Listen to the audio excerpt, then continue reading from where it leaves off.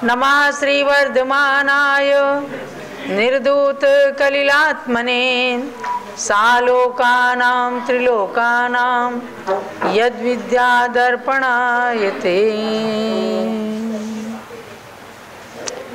जिनके महान केवल ज्ञान के अंदर तीनों लोक और आलोक की समस्त वस्तुएं झलकती हैं एक साथ में, ऐसे वर्धमान महावीर भगवान को नमन करके आचार्य श्री समंतभद्र स्वामी ने रत्न करंड श्रावकाचार नाम के सुंदर ग्रंथ की रचना की है और ये बताया है कि आप सब गृहस्थ जन भी संसार में रहकर गृहस्थ धर्म का संचालन करते हुए भी मोक्ष मार्गी बन सकते हैं और अपनी ही आत्मा के अंदर छिपे हुए रत्नों की परख करके उसे पा सकते हैं। ये उपक्रम अन्य और आचार्यों ने भी किया और 36 श्रावकाचारों के माध्यम से श्रावक श्राविकाओं के कर्तव्यों का भान कराया है कि श्रावक और साधु यानी गृहस्थ और संत, ये दो परंपराएं संसार के अंदर अनादिकाल से चली। कभी भी ऐसा नहीं रहा कि केवल साधु ही साधु रहें और कभी ऐसा नहीं रहा कि केवल श्रावक ही श्रावक, गृहस्थी ही गृहस्थी रहें। हमेशा से दोनों परंपराएं चली आ रही। ये एक नदी के दो तट के समान हैं दोनों परंपराएं, एक गाड़ी के दो पहिए के समान है और एक डोरी के दो सिरे के समान है। एक सिरा यदि कमजोर हो जाता है, डोरी का एक सिरा यदि माइक के पास से नहीं लगा है तो आवाज़ दूर तक पहुंच नहीं सकती, और डोरी का दूसरा सिरा यदि एम्पलीफायर में नहीं लगा है तो आवाज़ बाहर नहीं जा सकती। अर्थात डोरी के दोनों सिरे बराबर के महत्वपूर्ण हैं।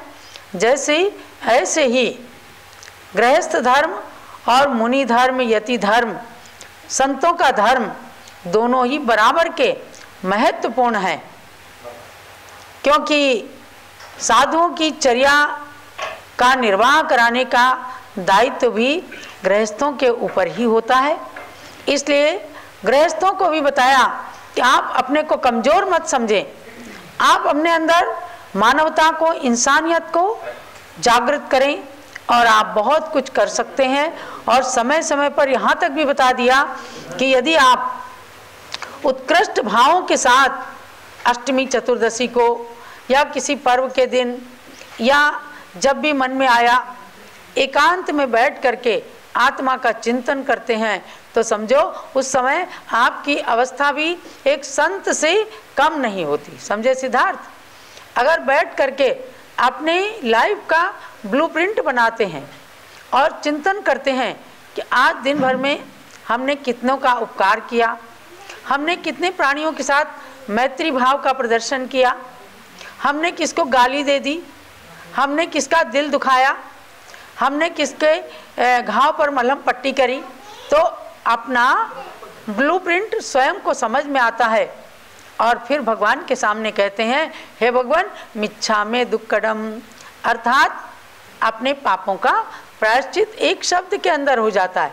मिच्छामे दुक्कडम माने मेरे दुष्कृत, मेरे द्वारा किए गए गलत कार्य मिथ्या हो जाएं, जैसे सॉरी बोलते हैं, तो ऐसे ही भगवान के सामने अपनी आलोचना करने से वह पाप मिथ्या हो जाते हैं, नष्ट हो जाते हैं। ऐसी स्थिति में श्रावकों को मोक्ष मार्गी बनने के लिए 5 व्रतों का पालन करने का आदेश दिया। ध्यान से सुनना आप सब लोग भी। 5 अणुव्रत, 3 गुण व्रत और 4 शिक्षा व्रत। क्या बोले? आप बोलिए। 5, 3 और 4 शिक्षा व्रत। तो 5 और 3 8 और 4 12। 5 अणुव्रत यानी 5 पापों का एक देश या स्थूल रूप से या थोड़े रूप में जितनी शक्ति है उस रूप से त्याग कर देना, ये पंचाणु व्रत कहलाते हैं।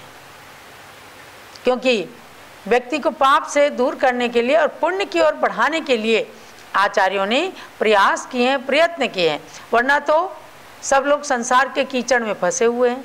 भाई जब हम किसी संत के पास जाते हैं तो वे हमें शिक्षा देते हैं, और भगवान के पास जाते हैं, वे कुछ बोलते नहीं तो भी उनके दर्शन करने मात्र से जन्म जन्म के पाप नष्ट हो जाते हैं। ऐसी स्थिति में यदि हमारे संतगण प्रेरणा ना दें, शिक्षा ना दें, उपकार ना करें, तो श्रावक अपनी दिशा से भटक जाता है। इसलिए कहा कि जे त्रिभुवन में जीव अनंत सुख चाहें दुखते भयवंत, ताते दुखहारी सुखकार कहें सीख गुर करुणाधार। तीनों लोकों में जितने भी जीव हैं सब सुख को चाहते हैं और दुख से डरते हैं। इसलिए हमारे गुरु ही दुखहारी सुखकार माने दुख को हरण करने वाली और सुख को प्रदान करने वाली शिक्षा देते हैं कि भाई आप अभी इस राह पर चल रहे थे, अब इस राह पर चलें, देवसास गुरु पर श्रद्धान करें, आपका कोई खर्चा होने वाला नहीं, आपका कोई टाइम वेस्ट होने वाला नहीं, केवल स्ट्रेट फॉरवर्ड चलना है कि सच्चे गुरु ने हमें जो बताया, सच्चे शास्त्र में जो पढ़ा, सच्चे देव जो मंदिर के अंदर विराजमान है प्रतिमा के रूप में, बस इन तीनों को मानना, अपनी आत्मा में सम्यक दर्शन को प्राप्त कर लेना है। तो 5 अणुव्रतों की बात बताई, 3 गुण व्रतों की बात बताई, और अब 4 शिक्षा व्रत में चल रहे हैं। तो शिक्षा व्रत का सीधा सीधा मतलब है शिक्षा देना। जो शिक्षा देने वाले व्रत हैं, किसकी शिक्षा? आगे मोक्ष मार्ग में बढ़ने के लिए मुनि व्रत या आरिका के व्रतों को पालन करने की जो शिक्षा देते हैं। क्या आप अभी गृहस्थ के धर्म का पालन कीजिए और आगे धीरे धीरे बढ़ते हुए, और जब शक्ति हो, योग्यता हो, इच्छा हो, श्रद्धा हो, तब मुनि व्रतों को भी पालन कर सकते हैं। ऐसे 4 शिक्षा व्रतों के माध्यम से देशावकाशिक, सामायिक, रोषधोपवास और वैयावृत्ति, ये 4 प्रकार के शिक्षा व्रत बताए। देशावकाशिक को बता दिया कि कभी कभी नियम कर लेना कि मैं लखनऊ के बाहर नहीं जाऊंगा, या इतनी गलियों में ही जाऊंगा, या इतनी कॉलोनी में ही जाना है मुझे। तो ऐसा घर, ग्राम, गली, बाग, बाजार, इन सब की सीमा जो बांध लेते हैं, जहाँ नहीं जाना है उसका त्याग कर दिया, जहाँ जाना है उसका केवल प्रमाण कर लिया। तो प्रमाण से आगे की, लिमिट से आगे की चीज़ का त्याग कर देने से पुण्य कर्म का बंद होता है। इसको कहा देशावकाशिक नाम का शिक्षा व्रत। अब दूसरा है सामायिक शिक्षा व्रत।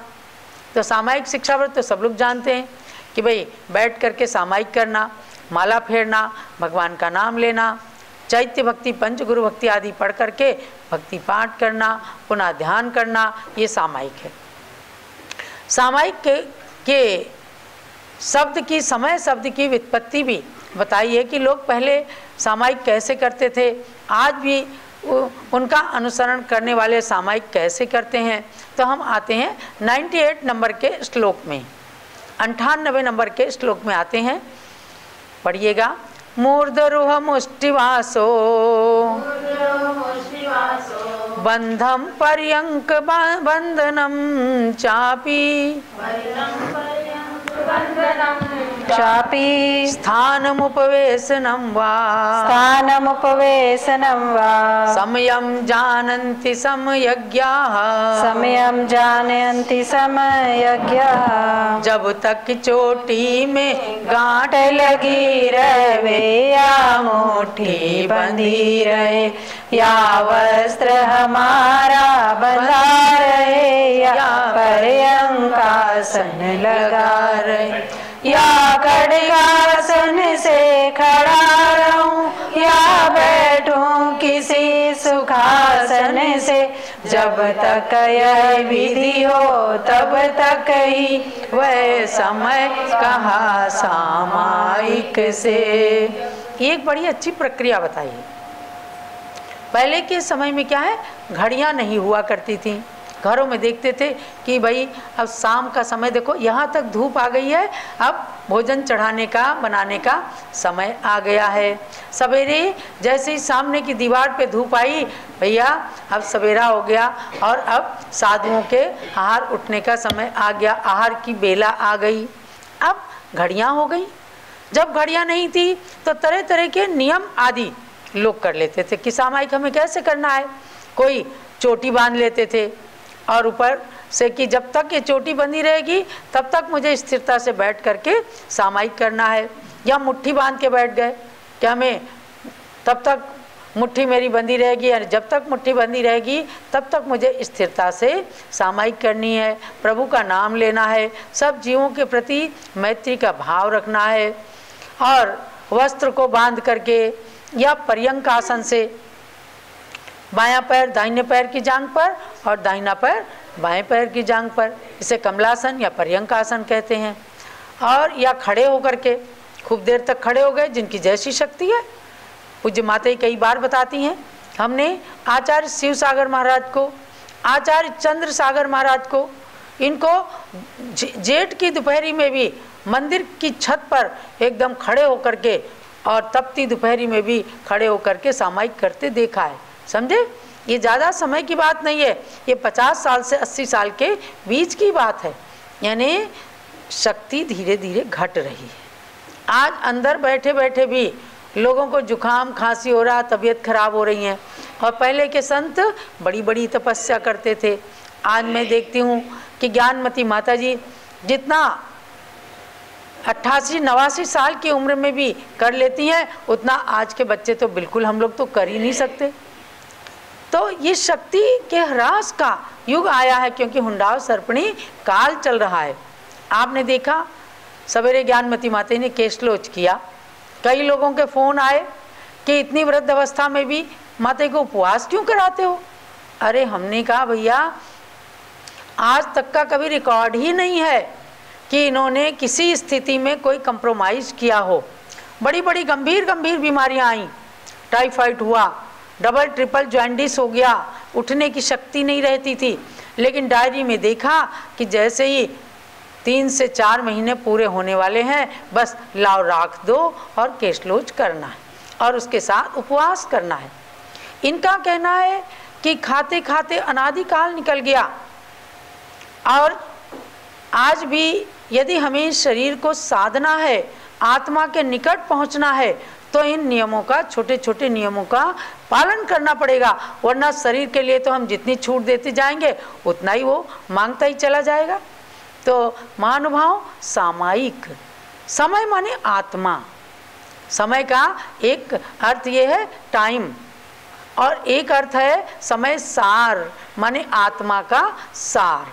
तो आत्मा तक पहुंचाने के लिए जो समय की सीमा बांध करके बैठ करके और कुछ पढ़ा जाता है, आत्मा के निकट पहुंचने के लिए ध्यान आदि की जाती हैं, माला फेरी जाती है, तो वो कहलाती है सामायिक।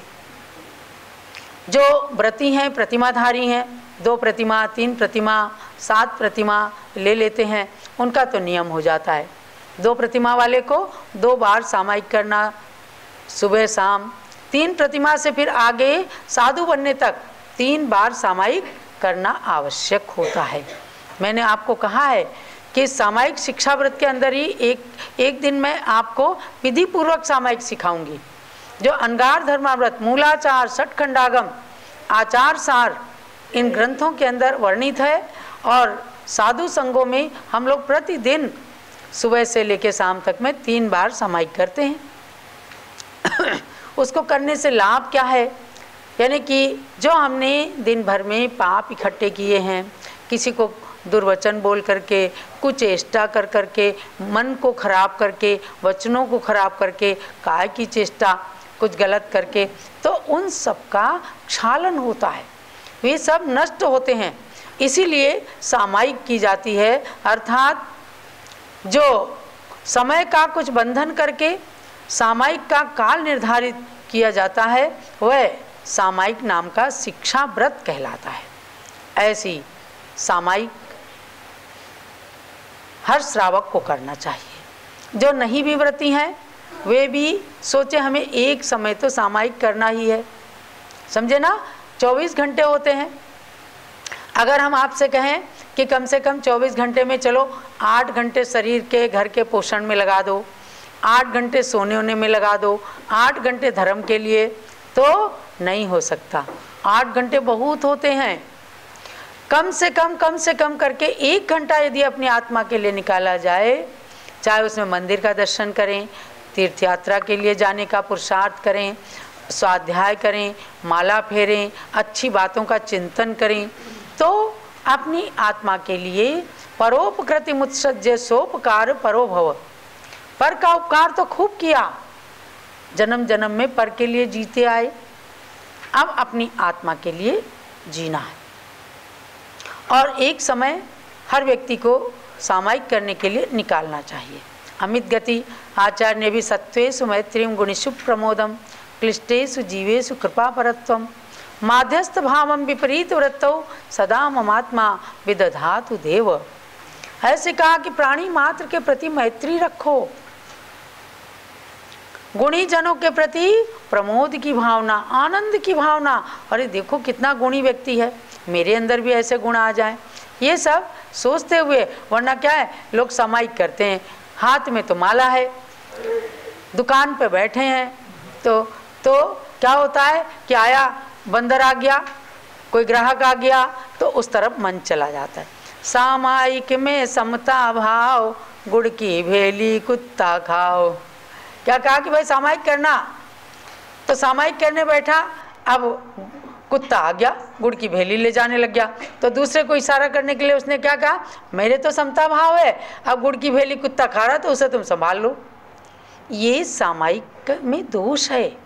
अपने को आत्मा के निकट पहुंचने के लिए समय सीमा, समय का बंधन करके और प्रभु के चरणों में ध्यान लगा करके, जो कर्म का मैल आत्मा में भरा हुआ है, तो उस मैल को हटाने के लिए डिटर्जेंट पाउडर की तरह से सामायिक प्रतिक्रमण ये होते हैं। आज आपको 12 व्रतों के अंदर ये समझो कि ये 9वां व्रत है, यानी कि आपने 5 अणुव्रत, 3 गुणव्रत को जान लिया, 4 शिक्षा व्रतों में एक देशावकाशिक को जाना 9वां, और ये 10वां है सामायिक नाम का शिक्षा व्रत। शिक्षा व्रतों में दूसरे नंबर का और 12 व्रतों में 10 नंबर का ये सामायिक व्रत है। इसको यथाशक्ति पालन करना, और आप सब सामायिक के द्वारा पुण्य को एकत्रित करें, पाप कर्म का क्षालन करें। इसी भावना के साथ सबके लिए मंगल आशीर्वाद